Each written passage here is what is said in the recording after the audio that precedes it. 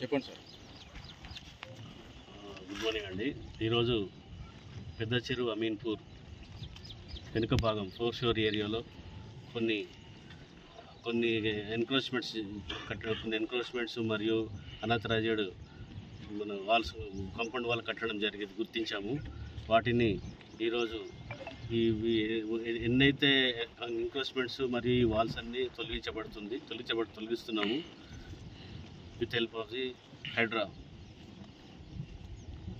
చెరువు నుంచి కొత్త చెరువుకి వెళ్తుంది. కొత్త చెరువు నుంచి మళ్ళీ కింద బంధంకొమ్ము చెరువు ఉంటుంది. బంధంకొమ్ము నుండి మళ్ళీ ఇసుక బావి నుండి నెక్స్ట్ వాగులకు వెళ్ళిపోతుంది. ఇది మన వాగులకు వెళ్ళిపోతుందండి. ఇప్పుడు ఎక్కడ ఎలాంటి అబ్స్ట్రక్షన్స్ ఏం లేవు, ప్రస్తుతానికి అయితే వెళ్ళిపోతుంది. మొన్న రీసెంట్గా కూడా సప్లైస్ అయింది, వెళ్ళిపోతుంది. ప్రాబ్లం లేదు. ఇప్పుడు శంభునికుంట కూడా టోటల్గా కబ్జా గురైంది కదా.